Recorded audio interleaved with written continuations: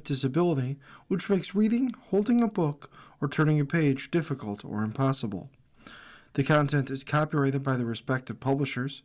For more information, please visit us on the web at nfradioreading.org.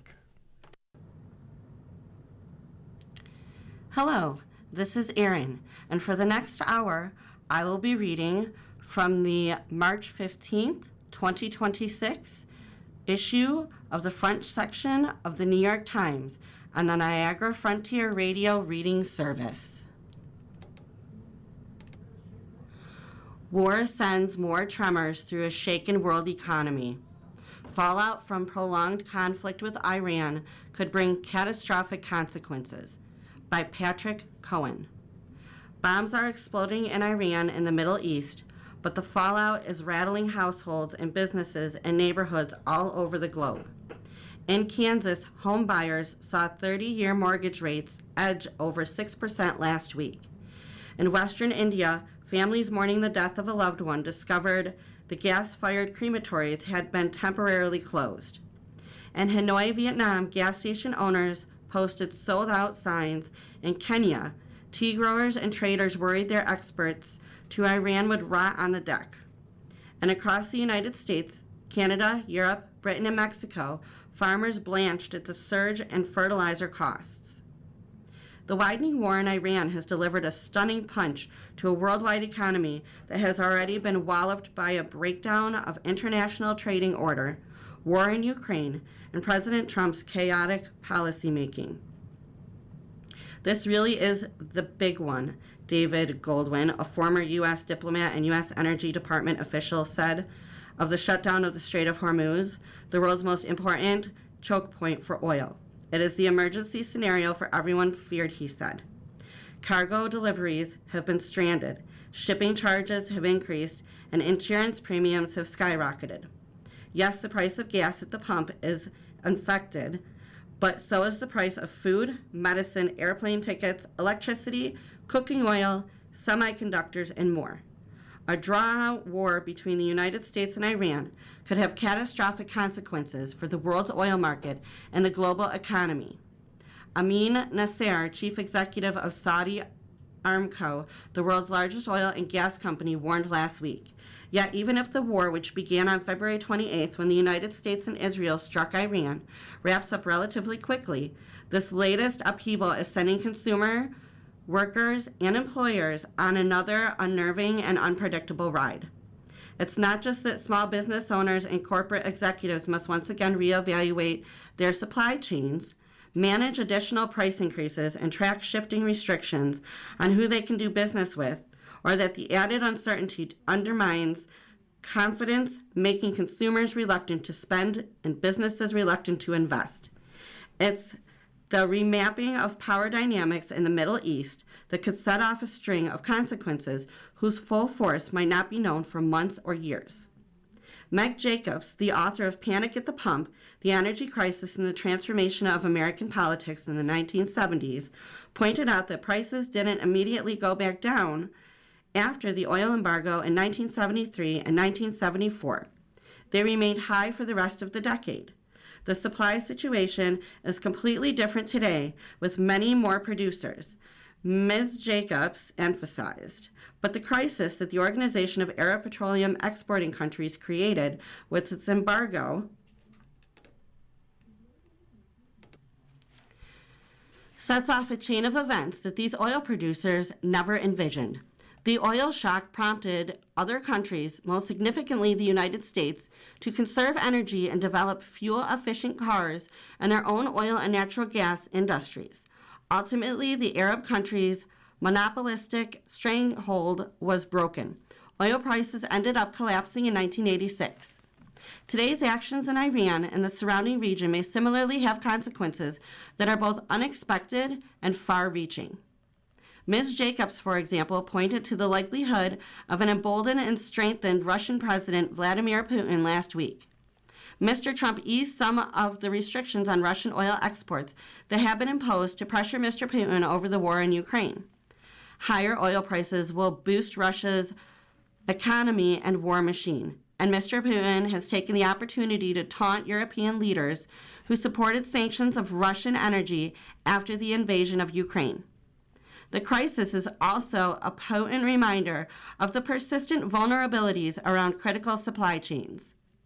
The COVID-19 pandemic and the war in Ukraine caused national leaders all over the world to talk about the need to prioritize resilience and security. The U.S.-Israeli war in Iran, though, once again highlights how disruptions in the global trading system can still inflict severe economic pain. Europeans only recently dug out of their deep dependency on Russian gas and oil. For them, the timing of this energy squeeze could hardly be worse. Producers, still reeling from the impact of the tariffs, must now contend with high energy costs. That will be a blow to countries like Germany with large energy-hungry chemical, pharmaceutical, and auto industries.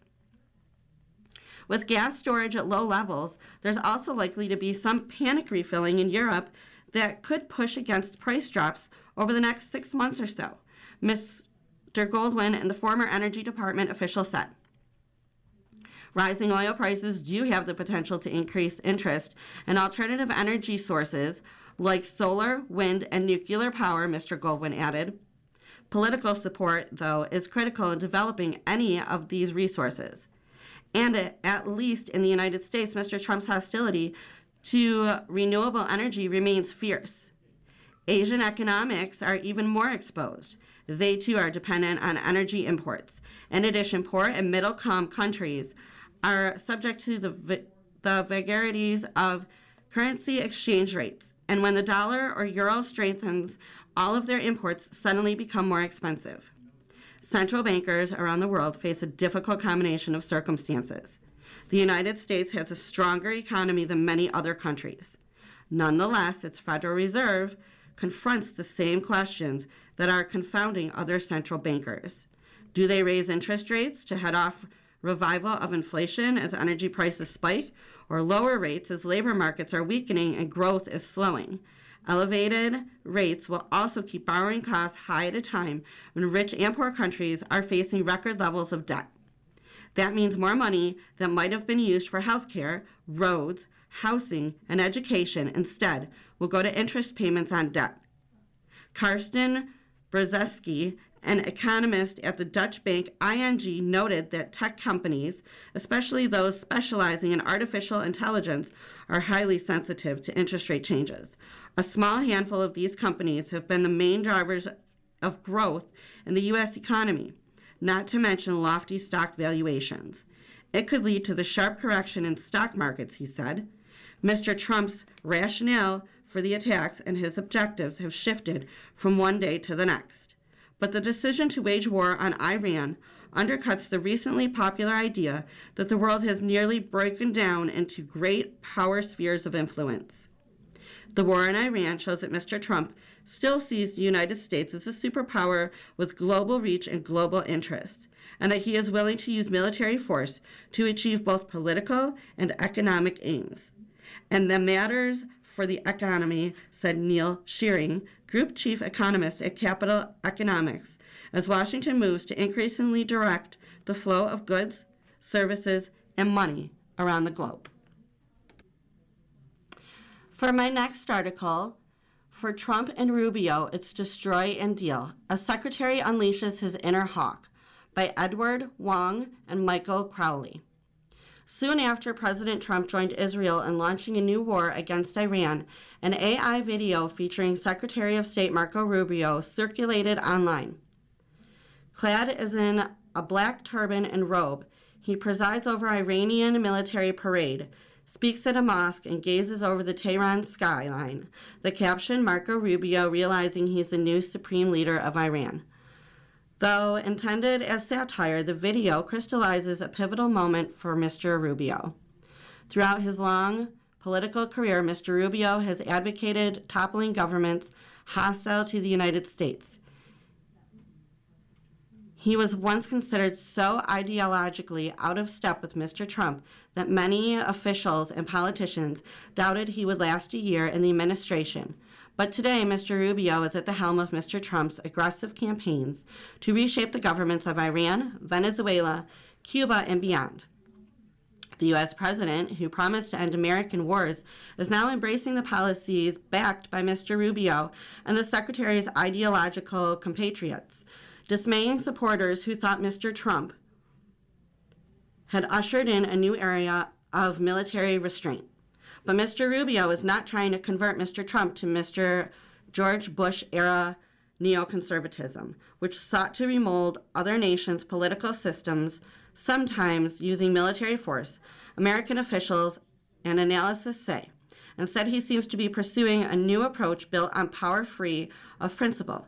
It is a merger of neoconservatism with Mr. Trump's transactionalism, and it amounts to using military and economic power to turn authoritarianism countries into client states. It is regime compliance rather than regime change, a doctrine of destroy and deal. Traditional neoconservatives saw promoting democracy and doing nation building in the world as a moral good, even if it was done at gunpoint. And they viewed those as means of transforming adversaries wholesale and extending American influence by spreading ideas. The Trump administration's approach so far leaves international and internal politics to the rival nations as long as they show obedience. For Rubio and other members of this younger group, foreign policy isn't as much about regime change as much as it is about power, said Emma Ashford, a scholar at the Stimson Center, a research group in Washington. It is about sustaining American military primacy, making other states fear and respect us. Mr. Rubio laid out the idea of the Munich Security Conference last month in a speech in which he lamented the passing of the great Western empires and vowed the America would carry on their mantle. To be clear, Secretary Rubio is an advocate of implementing the first American foreign policy of President Trump, said Tommy Pigott for the deputy spokesman of the State Department. As President Trump said, he makes peace wherever he can. He will never hesitate to confront threats to America wherever he must. That is a policy Secretary Rubio fully supports, and President Trump's historic results speak for themselves. Mr. Rubio's warning to Iran was violent, if cryptic. We're going to unleash China on these people in the next few hours and days. The mysterious reference came soon after the war began, as he talked about accelerating the American and Israeli bombing campaign. You're going to really begin to perceive a change in the scope and the intensity of these attacks, as frankly, the two most powerful air forces in the world take apart this terroristic regime, he said on Capitol Hill. Chang points to a little-known tie between Mr. Rubio and the Bush family, whose younger president, George W., was the architect of the two American forever wars of this country and of this century, Iraq and Afghanistan. In 2005, Jeb Bush, a brother of George W. and the governor of Florida, handed Mr. Rubio a golden sword at the Florida legislature when Mr. Rubio was poised to become the House Speaker. It was the weapon, Mr. Bush said, of a great conservative warrior, the mystical Chang. It was the inside joke, Unleash Chang, with the phrase shouted by his father, George H.W. Bush, the former president and ambassador to China, at tennis opponents, and it referred to Chiang Kai-shek, the U.S.-backed Chinese military leader who fought Mao's community but ultimately lost. Mr. Rubio, whose hawkish foreign policy views have been aligned with those of the George W. Bush administration, is unleashing his inner Chiang and brandishing his golden sword across the globe. He has spoken of the need to wage preemptive war against Iran, citing a non-existent imminent threat, the same language the Bush administration used to justify invading Iraq. The influence of neoconservatives reached its zenith under the president and his post-9/11 wars, but their ideas still hold sway in Washington, and some of their views are now at the fore of Mr. Trump's foreign policy, championed by Mr. Rubio. One is bolstering the American military partnership with Israel and striking at Israel's adversaries, Iran in particular. The United States first attacked Iran last June during the 12-day war started by Israel. Mr. Rubio, who is also Mr. Trump's national security advisor, helped plan the assault in most, if not all, of the administration's other major military operations. Mr. Trump has ordered attacks in the 8 countries in the last year. Rubio is a top-tier ally, said Michael Oren, a former ambassador for Israel to the United States who worked with Mr. Rubio when he was a senator representing Florida. He did not waver. He was always there. Mr. Orrin disputed any notion that Mr. Rubio was dragging Mr. Trump into a world of war. The two men are partners, he said, and Mr. Trump is taking action to leave his mark on history. So where's the legacy, he said? It's in foreign policy, an activist foreign policy, not isolationist foreign policy. I think Trump cares about this, and that's where Rubio is. He's in lockstep. When Mr. Rubio became Mr. Trump's Secretary of State in January 2025, he dialed back his martial views in public to align himself with the president's campaign promise of no new wars. He also began speaking in conciliatory terms about Russia and China, whose autocratic leaders Mr. Trump admires and whom Mr. Rubio once denounced. But last summer, Mr. Rubio became a spokesman for military intervention against countries the Trump administration views as weak. He supported the June attacks on Iran and stressed the need to make Nicolas Maduro, the autocratic leader of Venezuela, answer for stealing an election and, in Mr. Rubio's words, leading a narco-terrorist group. That led to lethal U.S. strikes on the civilian boats near Venezuela and seizing of Mr. Maduro in January. Mr. Rubio fully unmasked his inner hawk when the administration joined Israel to start the war against Iran, and he has made no secret of the administration's goal of weakening or toppling the communist government of Cuba, a personal decades-long mission. But following Mr. Trump's lead, Mr. Rubio is also willing to make deals with those authoritarian governments. As Mr. Rubio carries out economic warfare on Cuba by blocking oil shipments to the island, he is quietly negotiating to open Cuba's economy with Raul Guillermo Rodriguez Castro, the grandson of Fidel Castro's brother, Raul. He is also working closely with Delcy Rodriguez of Venezuela, a leftist authoritarian ally of Mr. Maduro, who now governs the country, rather than pushing for a takeover by Maria Corina Machado, a conservative pro-democracy opposition leader. And he has made contradictory remarks on whether regime change is the goal of the war against Iran. Although he has criticized the radical Shia clerics who rule the country and the first Israeli attack killed Iran's leading Ayatollah, he has not explicitly said that overthrowing them is a war goal. Mr. Trump has encouraged a popular uprising, but has also shown an interest in striking a deal with officials from the current Iranian government. John Bolton, a National Secretary Advisor in Mr. Trump's first term, who promotes the use of military force to secure U.S., said the administration needed to commit to regime change. On Trump's resolve, he clearly is playing it day by day, which is no way to maximize the pressure on the regime or to help the opposition, said Mr. Bolton. Some conservative restrainers oppose the war, suspect that Mr. Rubio has steered Mr. Trump down a path of bloodshed or did little to keep Prime Minister Benjamin Netanyahu of Israel from leading the president there. But Carlos Trujillo, a Cuban-American politician from Miami who served as an ambassador to the Organization of America States in the first Trump administration, said that was too simplistic. Mr. Trump and Mr. Rubio are acting against nations that threatened Americans, he said. This isn't regime change for the sake of regime change or regime change for the sake of democracy. Mr. Trujillo said that he expected the administration to adopt a gradual approach to transforming Cuba and Venezuela. It will be a transition back to free markets within reason and a transition back to a representative democracy, he said. You stop with the oligarchy, you open up the markets, you allow direct foreign investment, you respect the rule of law, and you transition toward a recognized election.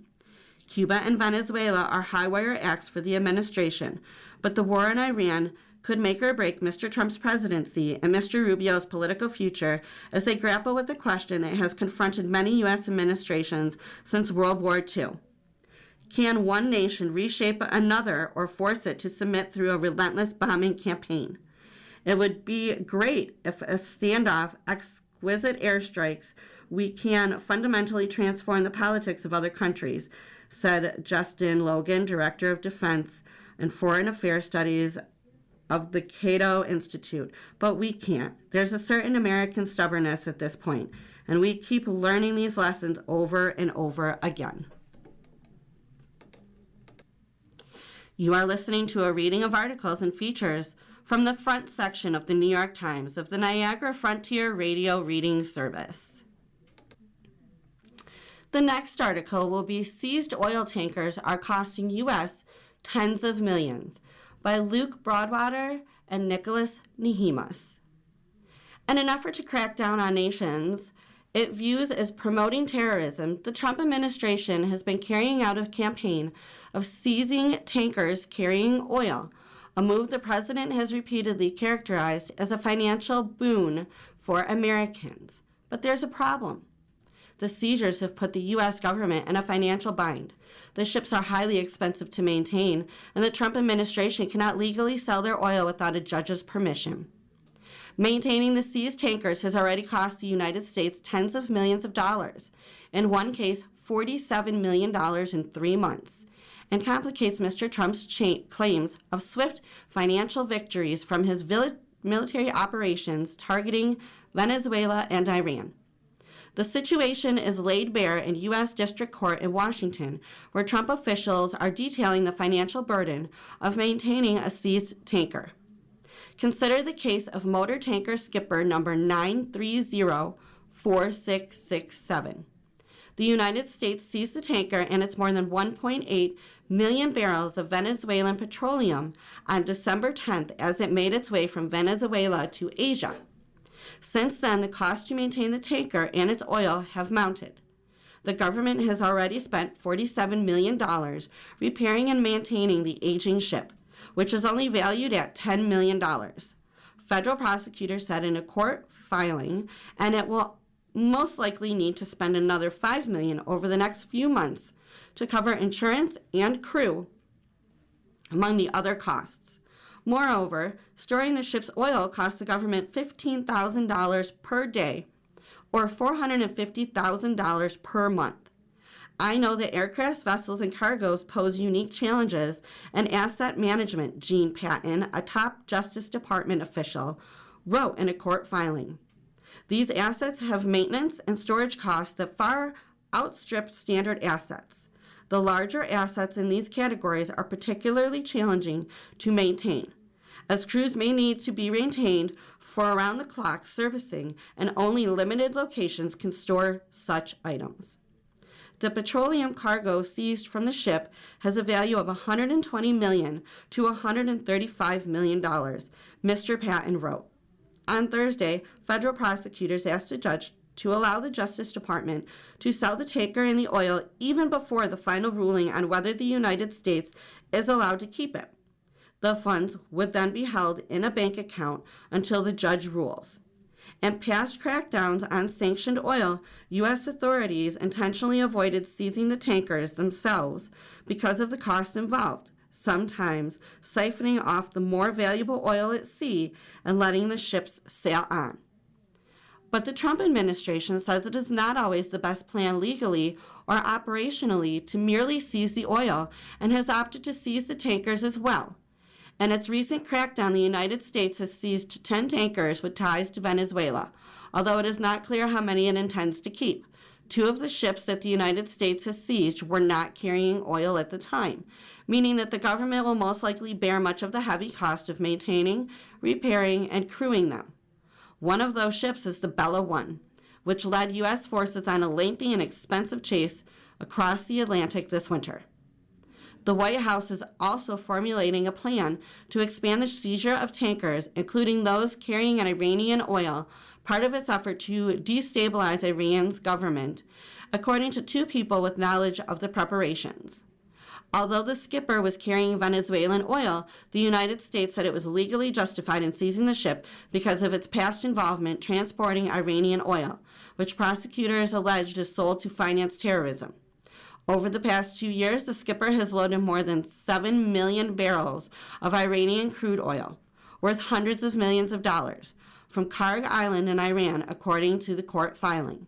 Prosecutors said the ship was part of the global fleet of ghost tankers that carry oil from countries under U.S. sanctions, including Iran, Venezuela, and Russia.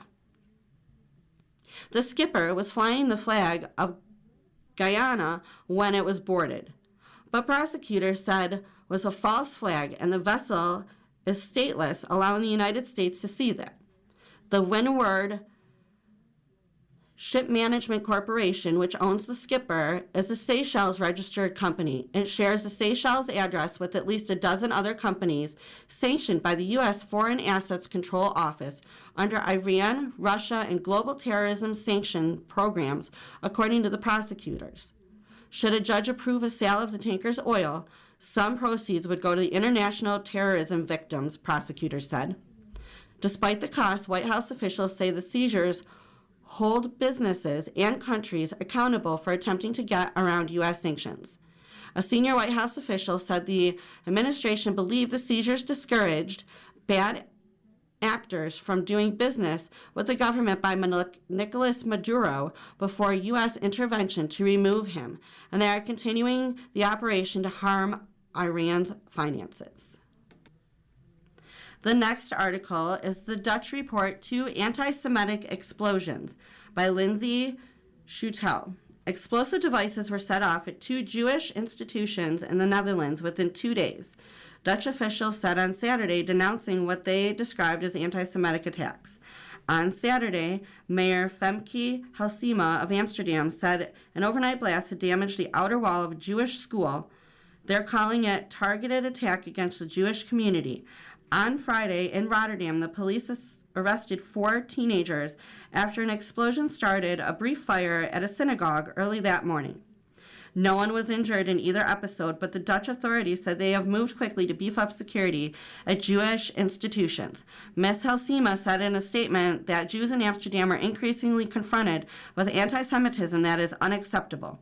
The police were searching for the person who set off the blast at the school, who was caught on camera, Ms. Halsema said. The U.S.-Israeli war with Iran and Israel's strikes on Lebanon have raised fears around the world of retaliatory attacks on Jews.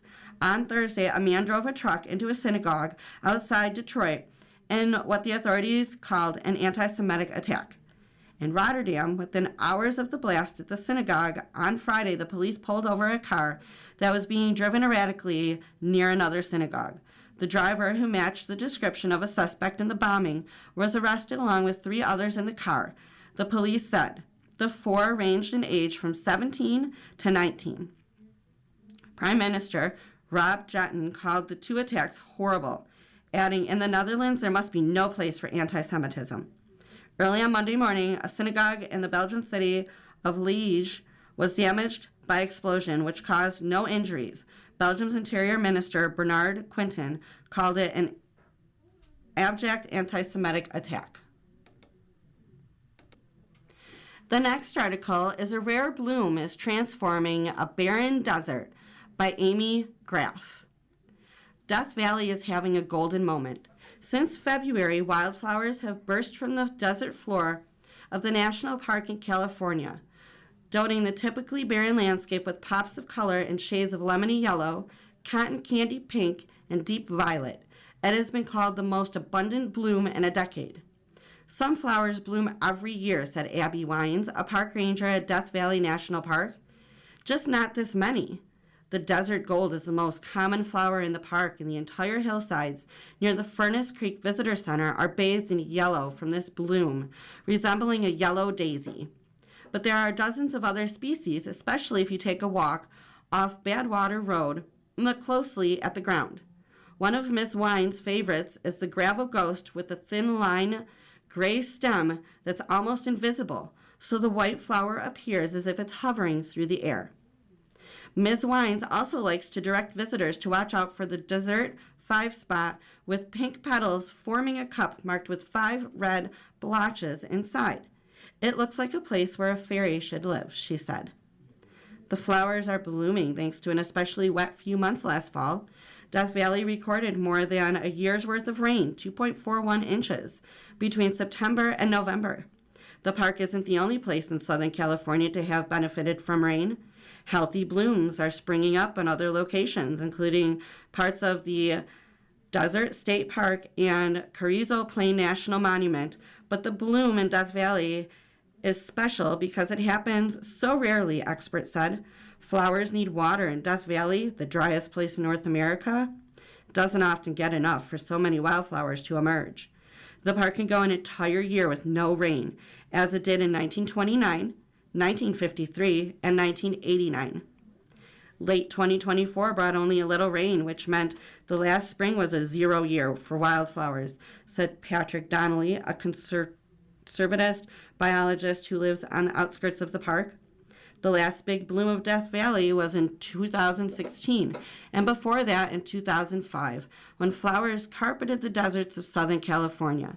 It was 2016 that injected the world's super bloom into the social media-fueled landscape of the time, and visitors to the park may have been drawn as much by the opportunity to see the flowers as to share the pictures of them online. This year's display is extraordinary in certain places, and certainly one of the best in a long time, but it falls a little short of those past big blooms. It's a wonderful, magical thing, Mr. Donnelly said, but he added that the scale in those earlier years orders of magnitude different. This year's bloom is still unfolding, and some areas have peaked, and a heat wave last week will cause many flowers to wither. But blooms are expected to pop through June, especially at higher elevations in the hills and mountains, said Jeanette Gerardo, a spokesperson for the park. When the flowers fade at the end of their lives, they will help provide the fuel for a future spectacle, dropping seeds into the soil. A handful of dirt scooped up from the valley floor contains thousands of minuscule seeds.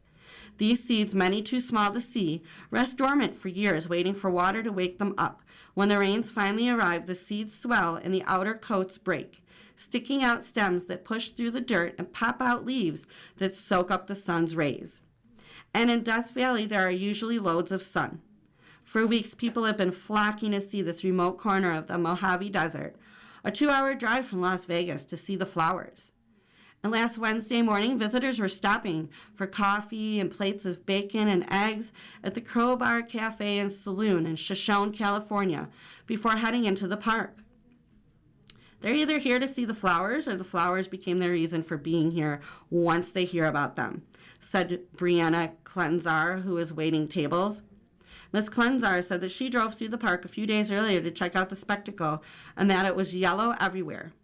Zoe Din, 20, and her brother Eric, 16, were visiting from Upland, California, and standing in one of those rocky fields peppered with gold.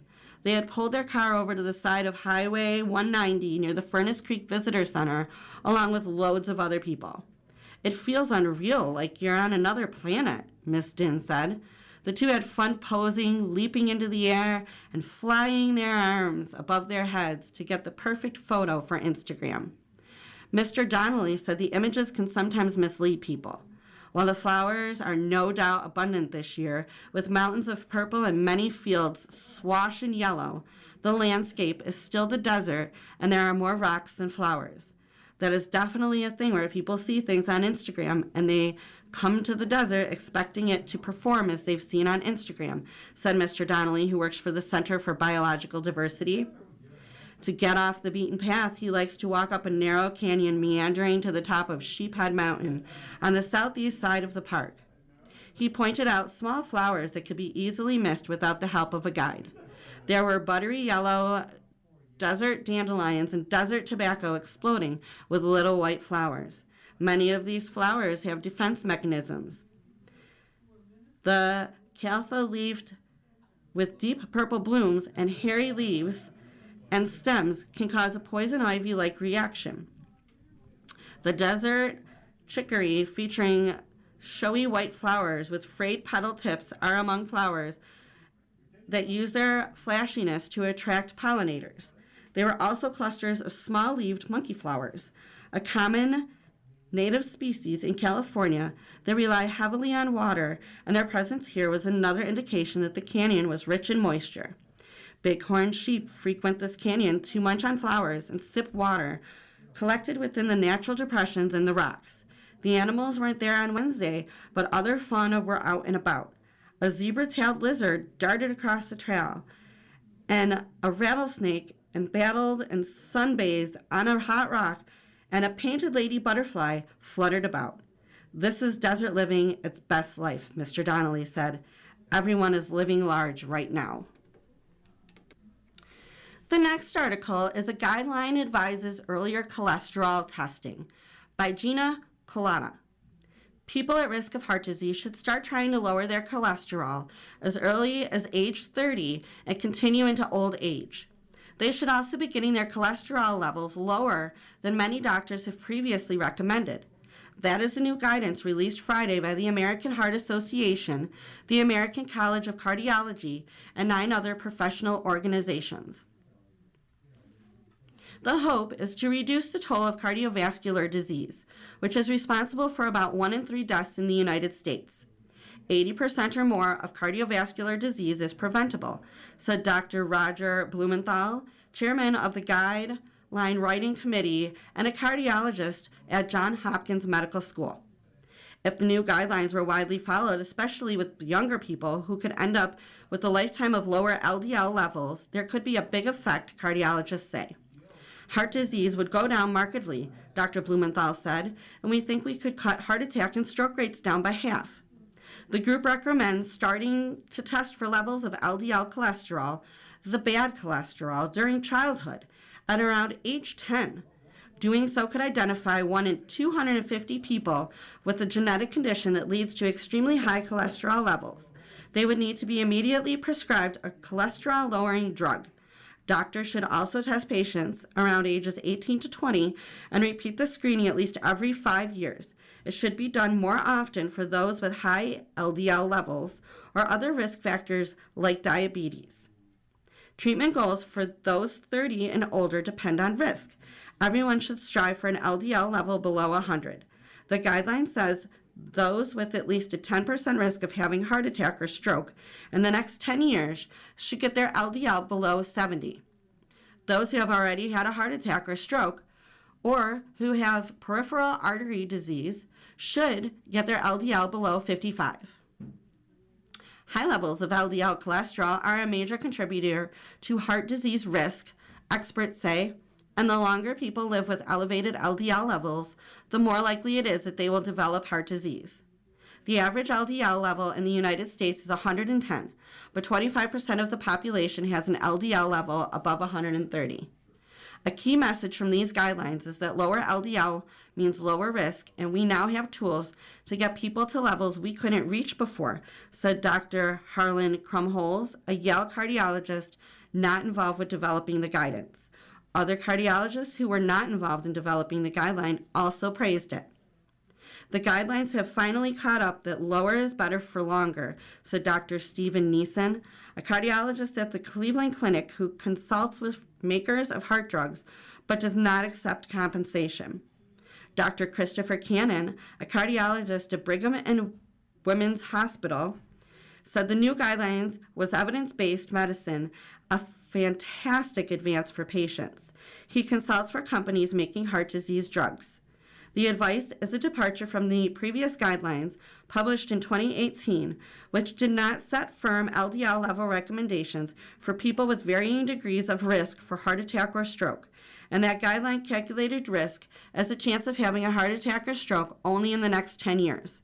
Calculating risk over the next 30 years is important, cardiologists said, because someone aged 30 or 40 is unlikely to have a high 10-year risk but might have a high 30-year one. And the way to prevent heart attacks and strokes is to reduce lifetime exposure to dangerous LDL levels, they said. The first approach for lowering LDL levels should be lifestyle, diet, and exercise. While most people cannot make a significant difference in their LDL level with this approach, Dr. Blumenthal said, for some it turns out to be all they need. There is a growing list of medications that can lower LDL levels. Statins, cheap generic LDL lowering pills work for most, but there are also drugs that can be taken in addition to statins. Those drugs can be used by people who cannot tolerate or will not take statins, as well as those who need to get their LDL lower levels so they can be achieved by statins alone. The guidelines say people should not rely on supplements to lower their LDL. A clinical trial run by Dr. Neeson tested 6 supplements.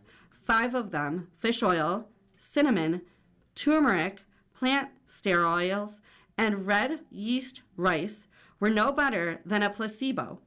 The 6th, garlic in pill form, actually raised LDL levels. Deciding who needs lower LDL levels, how to lower them, and by how much you can require more than just a test of LDL cholesterol levels. The guideline says everyone should be tested once for a protein known as LP, which can independently make a heart disease more likely.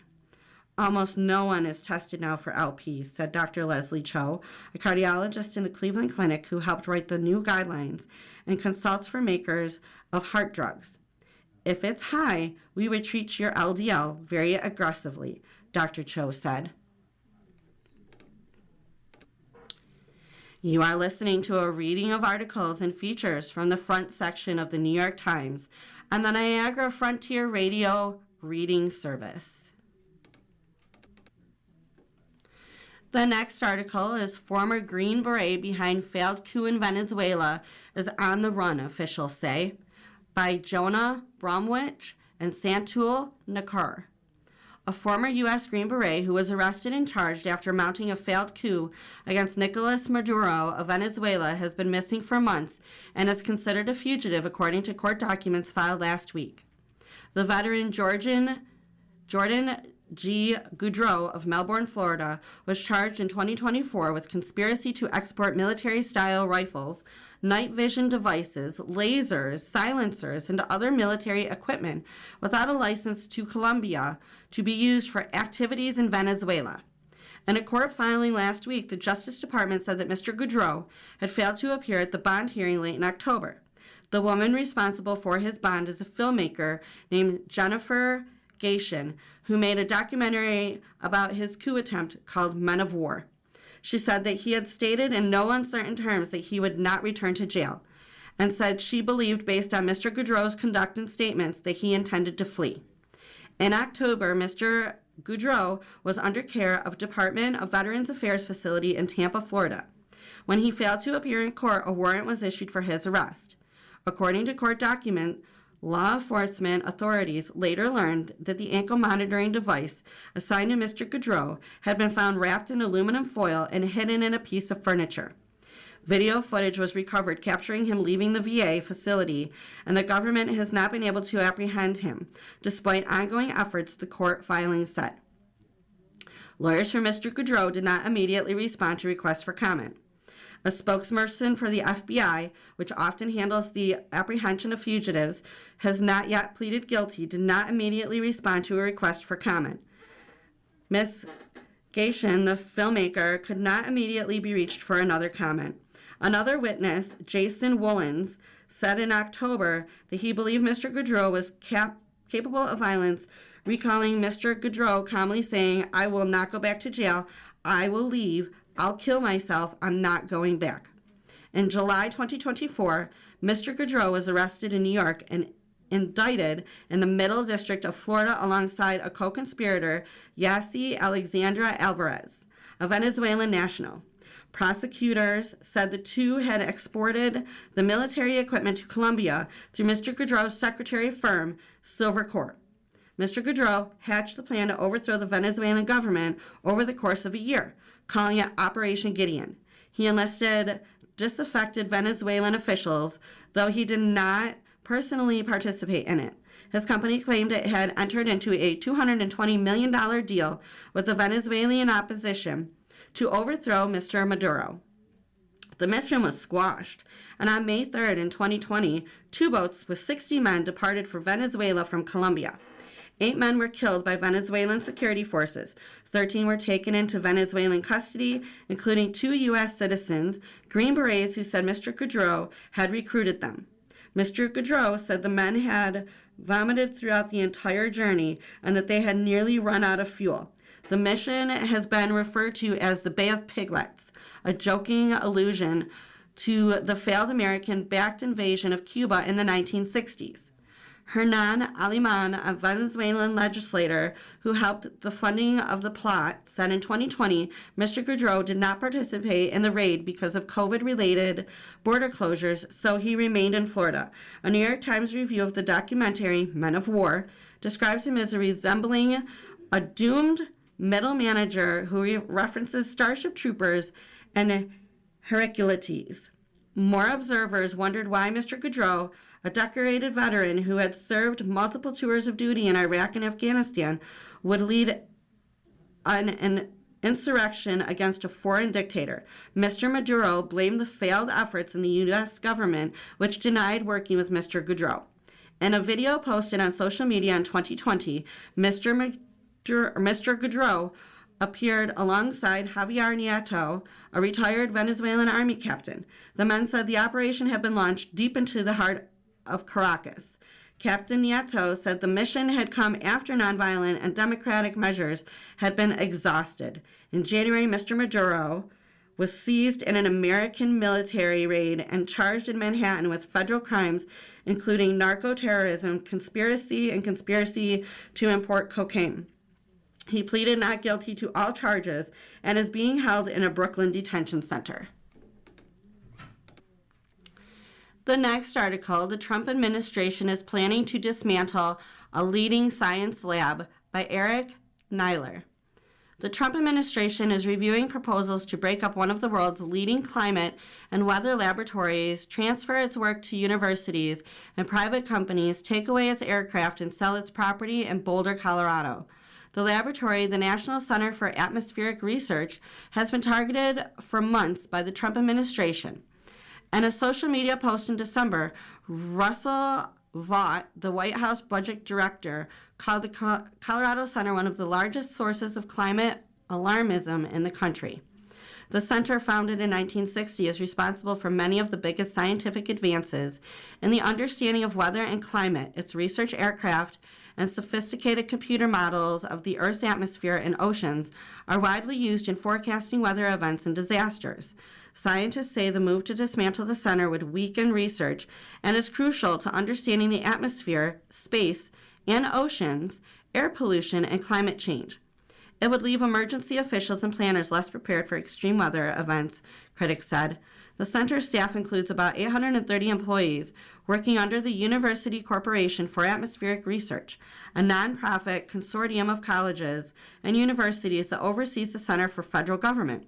The center also operates as a supercomputer known as Derecho in Cheyenne, Wyoming. The scientists use to predict the behavior of wildfires, space weather, hurricanes, and other weather patterns. Proposals were due on Friday to the National Science Foundation from institutions that want to take over management of the center's research portfolio and various facilities. Comments from the public shout out about the center's future were also due then. Michael England, a spokesperson for the NSF, who oversees the center, said the proposals and comments from interested parties would not be made public. He would not say when the officials would make a final decision about the fate of the center. Colorado's elected officials have been fighting to preserve the center. Putting it on a chopping block would also be an economic blow to the state. President Trump has feuded with Governor Jared Polis, a Democrat, over Mr. Trump's pardoning of a former Colorado election official who was convicted of multiple state felonies after she gave Mr. Trump's supporters unauthorized access to voting machines after the 2020 election. Breaking up the institution would have detrimental impacts, Governor Polis said in a statement on Thursday. People activate more quickly and safely from fires because of NCAR.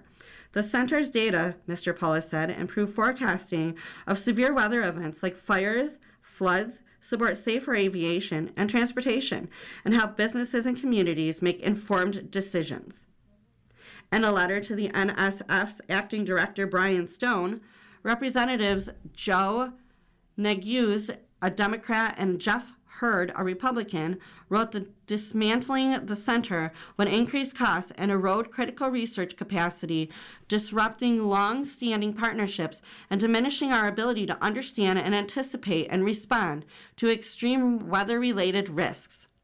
Mr. Neguse said that the proposals and comments should be made public and that he intended to press NSF should it refrain from doing so.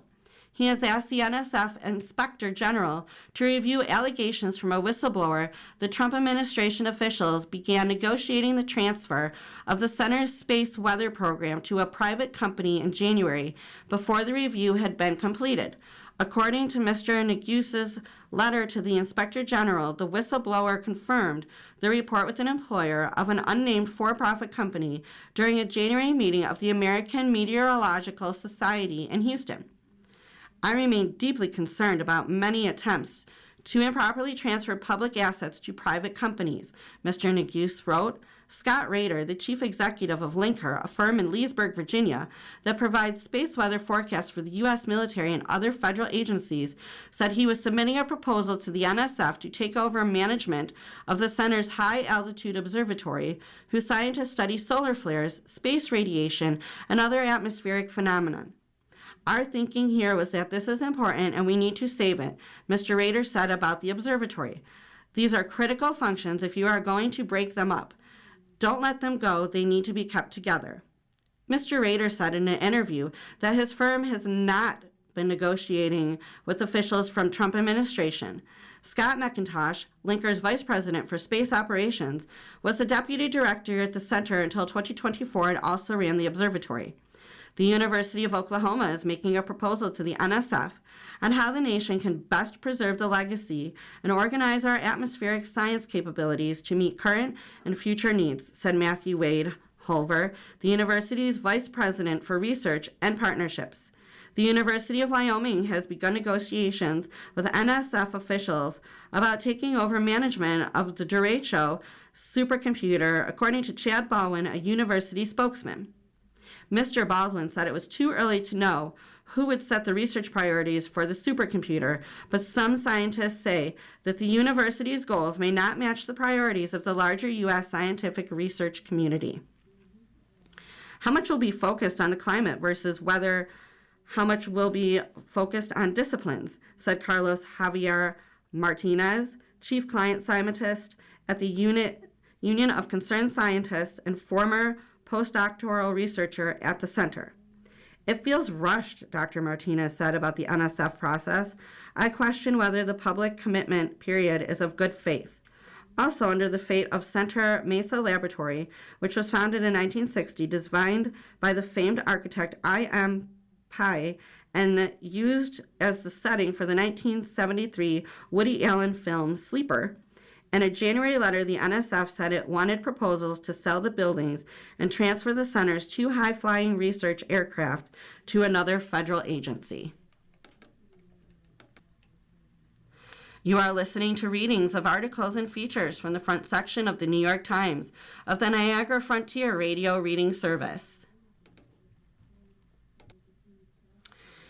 The U.S. eases path for hiring more migrant farm workers by Linda Q.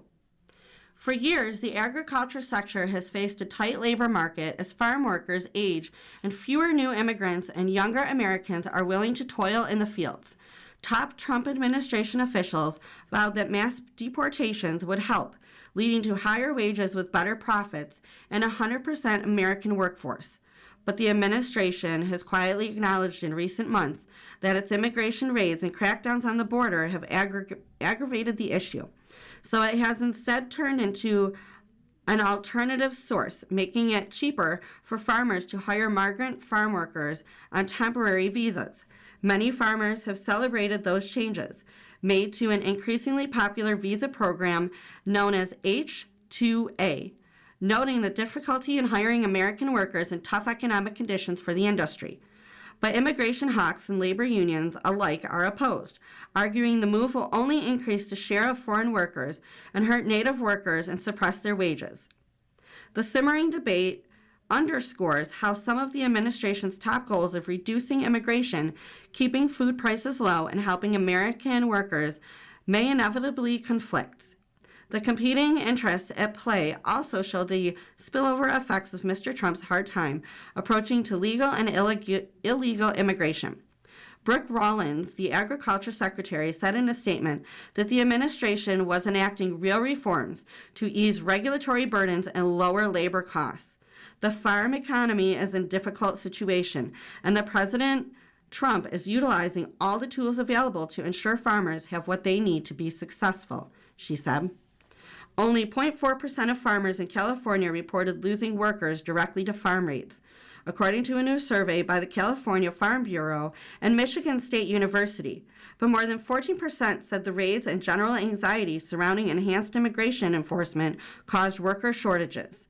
Among labor-intensive crops like fruit and vegetables, that number was nearly 20%.